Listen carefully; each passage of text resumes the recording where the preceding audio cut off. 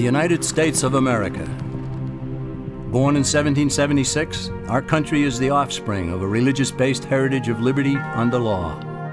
Blessed with great natural resources and a pioneer people given to industry and moral discipline, our nation grew to be strong and prosperous and developed the finest governmental system ever devised by man. America soon became known as the refuge of the world's tired, hungry, and poor. Millions left everything in the old world to start over in a land that rewarded initiative and hard work and perseverance. The many millions who didn't come here found comfort and hope in knowing that indeed there was such a bastion of freedom and opportunity, a place where dreams could become reality. Today, our nation appears wealthier and more powerful than ever. New technologies have revolutionized our daily lives. Luxuries once enjoyed only by the rich are commonplace and very affordable. Home ownership is widespread, and our people have the expectation of continued economic growth and prosperity. Yet more and more people are coming to realize that they may prosper materially only for a time because their freedoms are diminishing. The sobering reality is that America has been led far from its praiseworthy beginnings. Our people and businesses groan under a heavy burden of economic, political, and social problems, which are the result of a widespread departure from the fundamental truths that made our nation great. If the United States of America is to endure, citizens far and wide must once again come to understand, embrace, and live by timeless concepts called Americanism.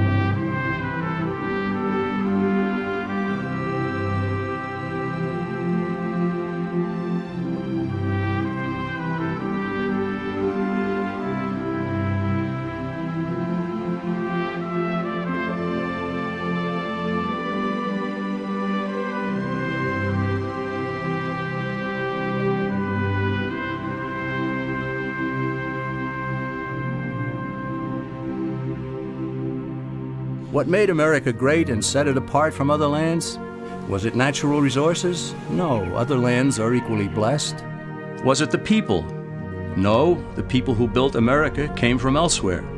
Was it government planning and wisdom that spurred our nation to such heights? No again. It wasn't what government did that made America great. It was what government was prevented from doing that made the difference. What set America apart from other lands was freedom for the individual. Freedom to work, to produce, to succeed, and especially to keep the fruits of one's labors. America became great precisely because the stifling effect of too much government had been prevented. However, freedom in America was not totally unrestrained. Americans overwhelmingly chose to limit their actions with moral codes such as the Ten Commandments, personal morality, and limited government. It's a combination that characterized America and made it the envy of the world.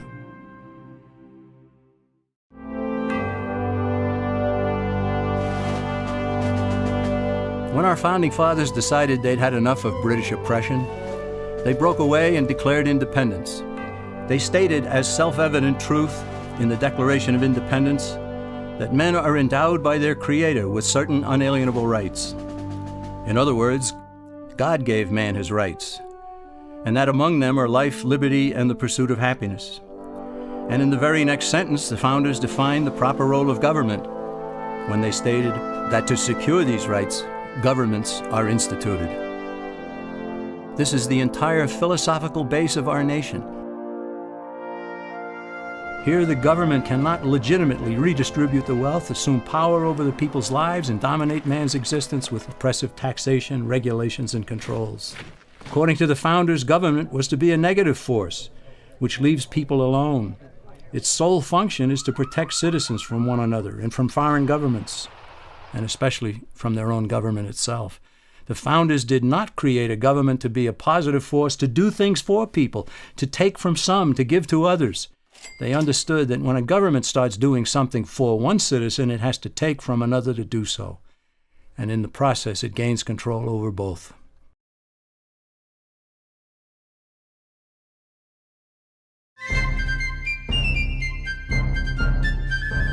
Britain's rulers didn't accept the Declaration of Independence, so our forefathers had to fight a war to make it stick. By 1783, the War for Independence had been won, and British forces were sent back across the sea.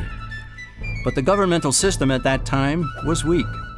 It had no power to settle disputes between the states, nor the power to tax for proper needs, such as national defense. So in 1787, delegates from 12 of the 13 states met in Philadelphia to revise the system, and they produced an entirely new governmental structure known as the Constitution of the United States. Keeping faith with the thunderous assertions in the Declaration, the Constitution was written to govern the government, not the people, and not the states, each of which was a jealous guardian of its own sovereignty. The founders created a central government with strictly limited powers. This left the states free to compete with one another to be the best state, the one with the least amount of taxation and controls, one where citizens would want to build a business and raise a family. That spirit of competition produced excellence, as honest competition always does. It's important to note that the Constitution wasn't forced on the people. It was sent back to the states for ratification, and several of the Founding Fathers wrote essays explaining it in an effort to persuade fellow Americans to adopt this new system of government.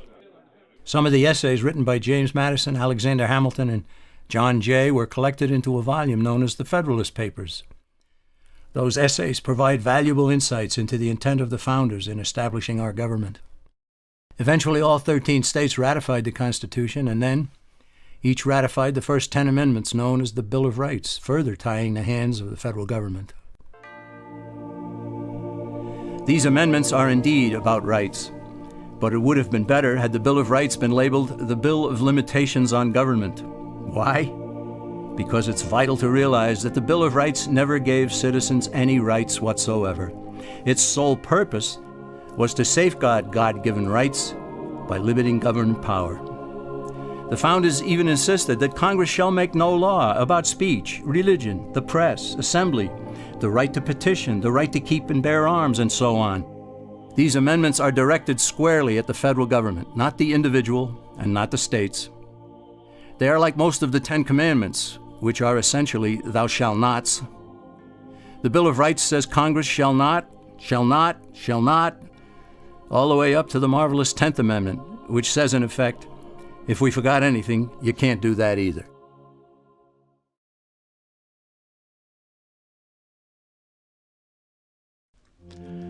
When Benjamin Franklin exited the Constitutional Convention, he was asked by a woman, "Sir, what have you given us?" His immediate response was, "A republic, ma'am, if you can keep it." Yet most Americans today have been persuaded that our nation's governmental system is a democracy and not a republic.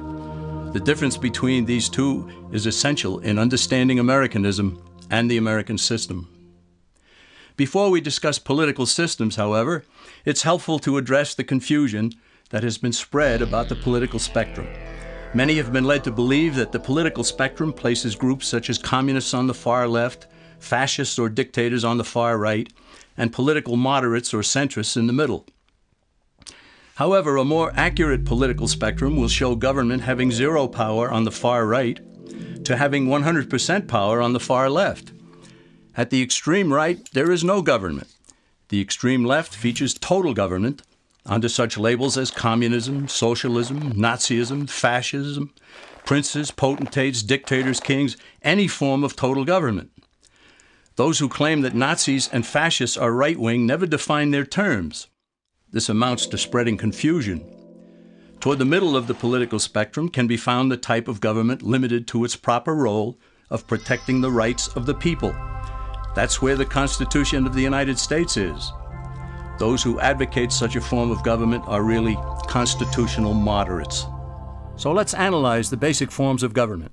They are monarchy or dictatorship ruled by one, oligarchy ruled by a few, democracy ruled by a majority, republic ruled by law, and anarchy, which is ruled by no one. In discussing these five, we'll see that they can be narrowed down to even fewer. Looking first at monarchy or dictatorship, this form of government doesn't really exist in the practical sense. It's always a group that puts one of its members up front. A king has his council of nobles or earls, and every dictator has his bureaucrats or commissars, the men behind the scenes. This isn't ruled by one, even though one person may be the visible leader. It's ruled by a group. So let's eliminate monarchy, dictatorship, because it never truly exists. Oligarchy, which is ruled by a group, is the most common form of government in all history. And it is the most common form of government today. Most of the nations of the world are ruled by a powerful few, and therefore oligarchy remains. At the other end, we find anarchy, which means without government. Some people have looked over history and found that many of its worst crimes were committed by governments, so they decided that having no government might be a good idea. But this is a mistake, because as the ancient Greeks stated, without law there can be no freedom. Our founding fathers agreed and held that some amount of government is a necessary force in any civilized, orderly society. In a state of anarchy, however, everyone has to guard life, liberty, and property, and the lives of family members. Everyone must be armed, and movement is severely restricted because one's property has to be protected at all times. Civilized people have always hired someone to do the guarding, a sheriff, a police force, or some branch of government. Once law enforcement was in place, the people were freer. They could leave their property, work in the fields, and so on. In short, the proper amount of government makes everyone freer. There are some who advocate anarchy, however, not because they want no government, but because they don't like what they have. They use anarchy as a tool for revolutionary change. The condition of anarchy is very much like a vacuum where something rushes in to fill it. These calculating anarchists work to break down the existing government with rioting, killing, looting, and terrorism. Tragically, the people living in such chaos often go to those best able to put an end to it and beg them to take over and restore order. And who is best able to put an end to the chaos? The very people who started it. The anarchists who created the problem then create a government run by them, an oligarchy, where they have total power. This is exactly what happened in Russia that led to Lenin taking total power, and in Germany, where Hitler's brown shirts created the chaos that brought him to power. But anarchy isn't a stable form of government. It's a quick transition from something that exists to something desired by the power-hungry. It's a temporary condition, and because it isn't permanent, we eliminate it as well. The word democracy comes from two Greek words, demos, meaning people, and kratein, meaning to rule. Democracy, therefore, means the rule of the people, majority rule. This, of course, sounds good, but suppose the majority decides to take away one's home, or business, or children. Obviously, there has to be a limit. The flaw in democracy is that the majority isn't restrained. If more than half the people can be persuaded to want something in a democracy, they rule. What about republic? Well, that comes from the Latin, res meaning thing, and publica meaning public. It means the public thing, the law. A true republic is one where the government is limited by law, leaving the people alone. America's founders had a clean slate to write on. They could have set up an oligarchy. In fact, there were some who wanted George Washington to be their king. But the founding fathers knew history, and they chose to give us the rule of law in a republic, not the rule of a majority in a democracy. Why? Let's demonstrate the difference in the setting of the Old West. Consider a lynch mob in a democracy. 35 horseback riders chase one lone gunman. They catch him, and they vote 35-1 to hang him. Democracy has triumphed, and there's one less gunman to contend with. Now consider the same scenario in a republic. The 35 horseback riders catch the gunman and vote 35-1 to hang him, but the sheriff arrives, and he says, "You can't kill him. He's got his right to a fair trial." So they take the gunman back to town. A jury of his peers is selected, and they hear the evidence and the defense, and they decide if he shall hang. Does the jury even decide by majority rule? No, it has to be unanimous, or he goes free.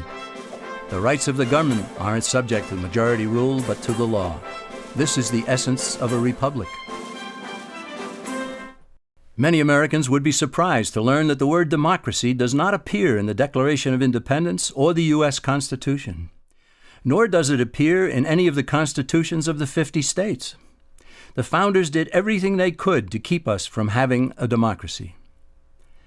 James Madison, rightly known as the father of the Constitution, wrote in essay number 10 of the Federalist Papers, "Democracies have ever been spectacles of turbulence and contention, have ever been found incompatible with personal security or the rights of property, and have in general been as short in their lives as they have been violent in their deaths."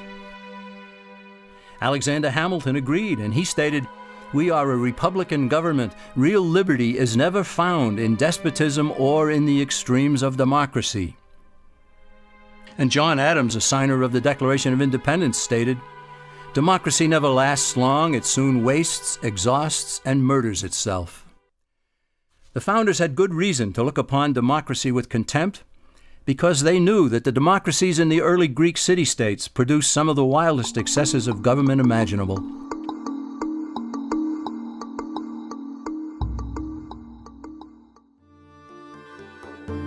During that period in Greece, there was a man named Solon who urged creation of a fixed body of law not subject to majority whims.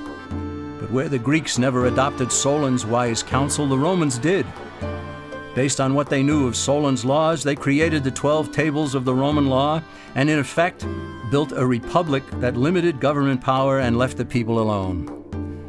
Since government was limited, the people were free to produce, with the understanding that they could keep the fruits of their labor. In time, Rome became wealthy and the envy of the world. In the midst of plenty, however, the Roman people forgot what freedom entailed. They forgot that the essence of freedom is the proper limitation of government. When government power grows, people freedom recedes.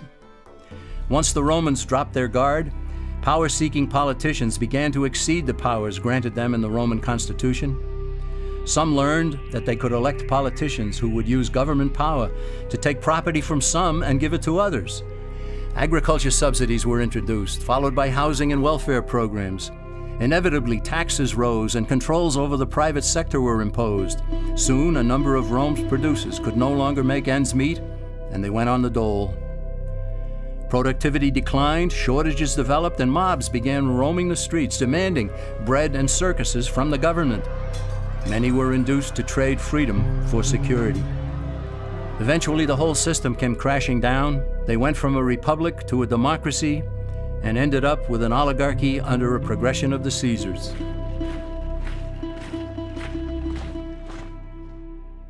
Thus, democracy itself is not a stable form of government. Instead, it is the gradual transition from limited government to the unlimited rule of an oligarchy. Knowing this, we as Americans are ultimately left with only two choices. We can keep our republic, as Franklin put it, or we will inevitably end up with an oligarchy, a tyranny of the elite.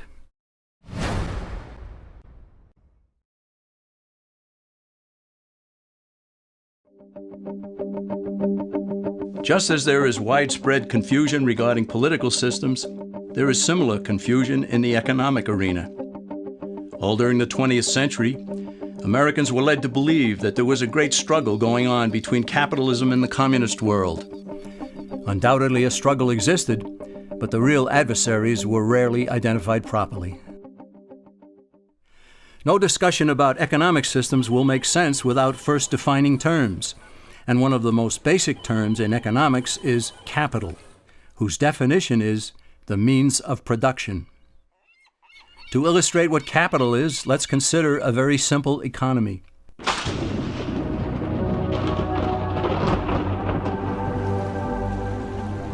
On the sands of a small island, a castaway has just washed ashore. He has no food and he's hungry. He searches the island, he finds no berries, coconuts, or anything edible. He goes back into the water and tries to catch fish with his bare hands, but he fails. So he goes back up on shore and he finds a bush. He breaks off a branch, he gnaws at one end to make a sharp tip. Back into the water he goes, and with his spear, he catches fish. His spear is capital. It's the means of production for catching fish. He gave up some of his time and some of his energy to produce something he could not eat, but something that would help him to produce something that he could eat. Capital, therefore, can be tools, machinery, and even a man's handmade spear to catch fish. Such being the case, consider that the communists in the former Soviet Union, as well as in China and Cuba, have always used tools and machinery. Officials there even view people as capital. Therefore, by strict definition, are not communists capitalists? For that matter, isn't everyone a capitalist? And so, is not every economic system a capitalist system? What then is the difference between what the communist system is and what the American capitalist system is supposed to be? The difference is ownership of the capital. Is the system monopolistic, state-controlled capitalism, or is it competitive, free enterprise capitalism? It is between these two opposing economic systems that a battle has always raged. Before we proceed, let's also define free market. Basically, it's a self-regulating system in which all parties are completely free to transact with one another.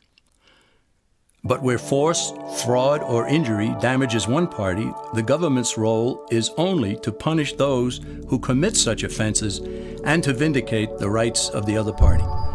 This protects the integrity of the free market, or free enterprise system, without intervening in it.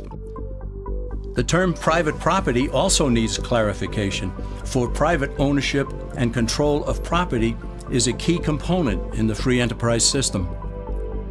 In order for ownership of property to be full and complete, all four of its aspects must be met. These are title, control, use, and the ability to dispose of what a person owns. In a free market economy, these aspects are unrestrained, so long as the owner does not infringe on the legitimate rights and claims of others. True ownership of property and freedom go hand in hand. They always have. Now let's compare the two systems of capitalism. In the competitive free enterprise system, capital or property is both owned privately and controlled privately. In the monopolistic system, holding title to capital can be accomplished privately or by the state. But more importantly, capital is controlled by the state or by the elite few who control the state. The Communist Manifesto, which contains the basic program for all communists and all socialists, explicitly preaches the destruction and abolition of private property. Karl Marx understood the powers of controlling capital, and so have all communists and socialists who have ever looked and still look to Marx as their leader. State-controlled capitalism results in high prices and low quality. After all, why would a monopoly strive to improve if it has no competition? On the other hand, honest, thrifty, and hardworking producers throughout the world prefer competitive free enterprise system for all. Here, low prices and high quality prevail because a variety of producers will seek to attract the widest amount of customers. Competition results in excellence and always has. Just as the political spectrum shows the range of government power, we can also plot the various economic systems along another spectrum. These forms of government control in the market stand in sharp contrast with a completely free market. In the last century or so, there have been basically four forms of state-controlled economies, all on the far left of the economic spectrum: fascism, Nazism, socialism, and communism. In each, the government controls the capital. The difference among these is how much is owned or controlled outright by the government. In a fascist system, the government doesn't own businesses on paper, but it does control them.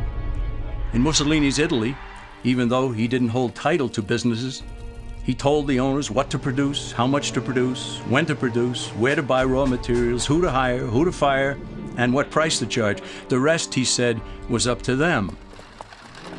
The fascist system is more efficient than other state-controlled systems insofar as those living under it think they still own their businesses. Shopkeepers concern themselves with maintenance on the machinery, employee relations, painting the building, and so forth. But the government controls owners through an array of taxation and regulations. Under Nazism, which means National Socialism, its proponents went one step further and acquired ownership of some corporations such as Volkswagen. However, Hitler didn't seize ownership of other industrial giants. he simply controlled them, just as Mussolini had controlled businesses in Italy. Socialism is where government officials acquire possession of major industries such as transportation, communications, and utilities in order to leverage control over the entire economy. Through ownership of these vital segments of industry and by creating government regulatory agencies, socialists gain control over virtually everything else. Finally, there is communism, the granddaddy of all in the economic sense. In a way, communism is more honest than fascism because all of the capital is owned and controlled by the state. There are no pretenses about it. Now let's combine political and economic systems because ultimately one never exists without the other. We see again that there are only two ultimate choices: a competitive free enterprise system in a republic or a monopolistic state control system under an oligarchy.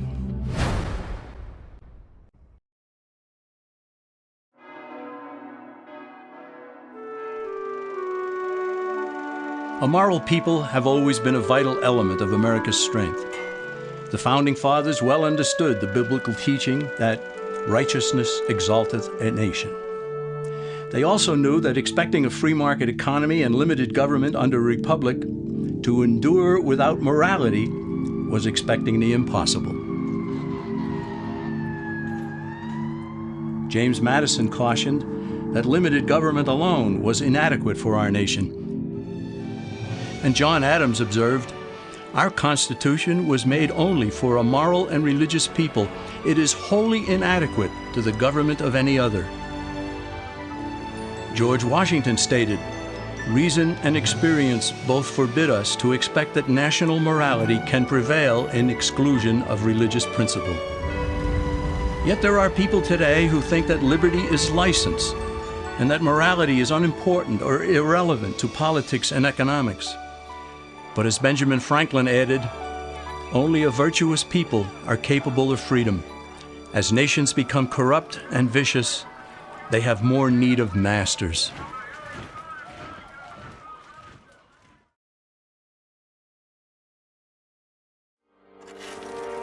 The alternative to Americanism is what has condemned most of the human race to live as slaves throughout the millennia. It is the idea that rights are privileges dispensed by an oligarchy according to the unlimited rule of men, that the state should control or own the nation's capital with all economic activity directed from a central power, and that morality is inconsequential, and that security is preferred over freedom and opportunity. Our nation continues to be steered off course, and the principles that led to America's greatness are being cast aside. The simple question for us is, do we continue the slide away from our nation's founding principles, or do we return to the kind of government we inherited? Time is running out for Americans who sense that something is wrong. They have to decide what kind of a country we shall leave for future generations. All that is needed is for a sufficient number of Americans to get involved in the fight for freedom and to return our nation to less government, more responsibility, and with God's help, a better world.